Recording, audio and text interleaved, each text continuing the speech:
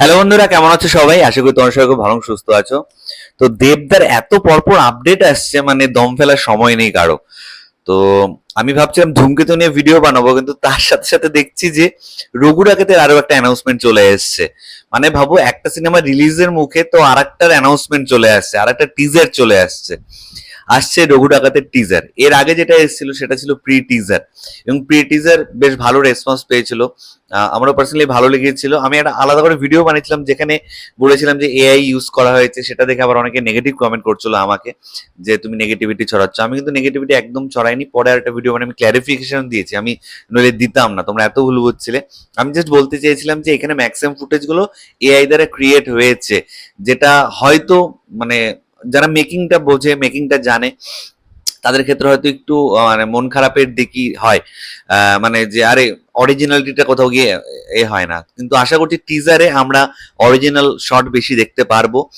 এবং এআই এর ব্যবহার আমি বলেছি যে এটা এখন ঢুকে গেছে আমাদের ইন্ডাস্ট্রিতেও, বাংলা ইন্ডাস্ট্রিতেও ঢুকে গেছে। এবং এআই দিয়ে এখন এআই ইজ দ্য ফিউচার, মানে সমস্ত সিনেমাতে কম বেশি ইউজ হচ্ছে।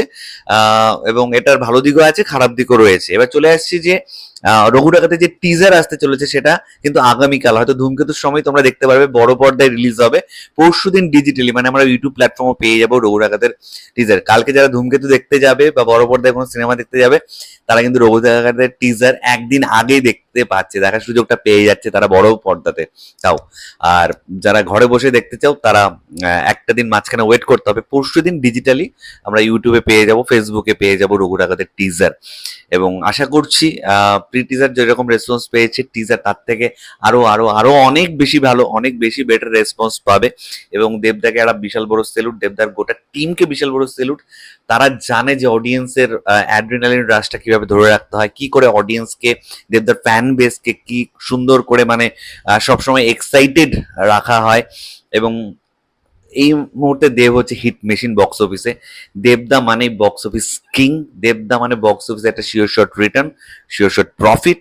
তো সমস্ত কিছু মিলে দেবদার যে স্বপ্ন ছিল, যেটা নিয়ে দেব এন্টারটেইনমেন্ট ভেঞ্চার্স এর পথে দেবদা পা বাড়িয়েছিল, সেটা সাকসেসফুল এর দিকে যাচ্ছে। আরো বড় বড় সিনেমা, আরো ভালো ভালো সিনেমা আসুক দেব এন্টারটেইনমেন্ট ভেঞ্চার্স থেকে।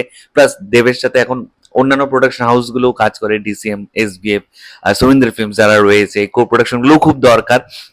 কখনো কখনো হয় যে কোনো সিনেমার বাজেট এত বেশি থাকে যে বাদ বাকিদের হেল্প অবশ্যই দরকার হয়।